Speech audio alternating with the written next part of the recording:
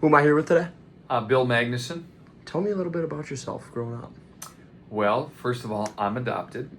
I was adopted at about 3 days old. The only thing I know is that my mother was young but sick, so she put me up for adoption, and my parents that raised me did a private adoption. I was born in Casper, Wyoming. My dad was in the Navy, and because he was in the Armed Forces, we moved from Wyoming all the way out to Honolulu, Hawaii. And I lived in Honolulu, Hawaii for a few years. I remember Hawaii, weather was phenomenal. I had a buzz cut all the time, and I wore a pair of shorts. So I was tan, had a really white rear end, a tan, and a buzz cut, and you played outside all the time. I was afraid of the ocean there, though. It was powerful. My dad then was transferred to Guam. My sister Karen was born in Hawaii, Honolulu, Hawaii, and my sister Cheryl was born in Guam. And I started kindergarten there.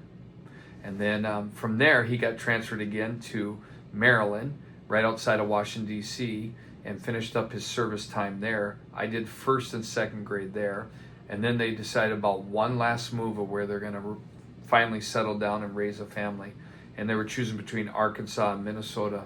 And they decided to go the Minnesota route because the cost of living was cheaper, and just drove until they found the right town and researched towns, and it ended up in Park Rapids, Minnesota, where I graduated from high school in 1986, and then went to the University of Minnesota Morris and played football and baseball there and got my degree there. I got a geology major, a biology minor. I got my coaching certificate, did my education classes, and then from there student taught in Wilmer. Then went from Wilmer to Windham, Minnesota, where I taught for 6 years. Then Sauk Rapids Rice for 16 years. And then now Pequot Lakes for the last 10 years. Definitely my dad. My dad made life fun. Always had a positive attitude. Was busy being in the armed forces, but his kids meant a lot to him. So he always kept it fun. Mom was the... strict one, yeah. the strict one, and made us do the things that needed to be done, but dad was the fun one. But I've always been connected with my dad for quite a bit. Honesty. I remember lying one time and Tabasco sauce on the tongue. Yep, that taught me real quick. Or the bar of soap if you said a bad word. I once took a pack of gum from a store. My dad made me go back and apologize. And I value those things, lessons I learned. You know, as a kid we make mistakes, and even as adults we make mistakes, but a lot of those values about being honest and doing the right thing and working hard, you know, that's the one thing my family had, is a great work ethic, and that, I think that's played a role in my life too, that great work ethic. And then the other thing is just being nice to people. You know, I've tried to follow that overall.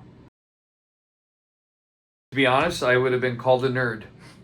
I had glasses, and I needed glasses because I am blind, but I broke my glasses every day because I was athletic like you, but playing in sports, and I break my glasses all the time.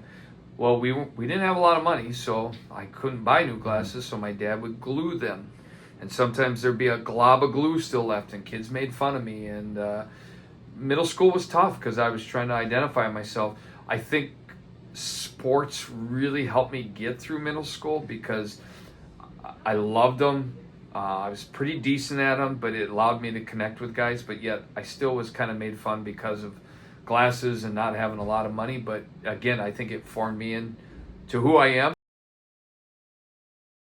You're not going to believe it, but I wanted to be a teacher. Oh, yeah. I always wanted to play professional football. You know, that I think that's always a dream, you know. I loved football, and I think most of you know that, but I loved all their sports. But for some reason, you know, my parents got divorced when I was in 9th grade. There were just a lot of good teachers and coaches. God, man, I get a little emotional.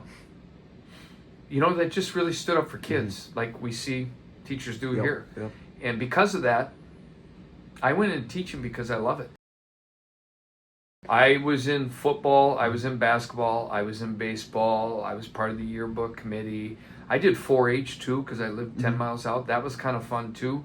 You know, I was involved in that. So, but it was all sports. You know, I probably have too much sports in me, but I love sports, and that's what helped me get through high school as well. Tom Konzimis, Al Potter was our AD, who was really a good person to me. But when I think of teachers, Chuck Frisbee was my math teacher and just really challenged me, and it made math fun. There were, there's a couple others along the way. And then coaches wise, my high school coach is like a god in Park Rapids. His name was Andy McCarty, and a lot of people think highly of him. I just worshipped him. I still follow some of the things he did today. Well, I will tell you this honestly. College, the first year was challenging because you're on your own. No parents to guide you. You're finding out if you're an adult. So, I maybe didn't go to class as often as I should have. And I actually did not do well the first semester grade-wise. And then it was a slap in the face. And then I really buckled down, and you kind of figure out college. You realize, man, I got to study Sunday through, Thursday hard, because then the weekends come and you got a football game or you got a basketball game. There's fun. And I learned how to handle college, and you learn to turn things around and put in the time. That was probably the biggest challenge for me, is that freedom you have, and then balancing, your academics with your athletics and all that. Once I got out on my own, there's the college loans you got to pay back. Yep. So I started working. I even picked up odd jobs working at a grocery store to make a little extra money too, because I needed to. But it all worked out in the long run. No, the only thing I wish I could solidify or confirm is my senior year. I actually was a pretty good football player, but I broke my leg my senior year in college, and I did have a tryout lined up with the Saints and the Bears, but I couldn't go because of a broken leg and not recovery.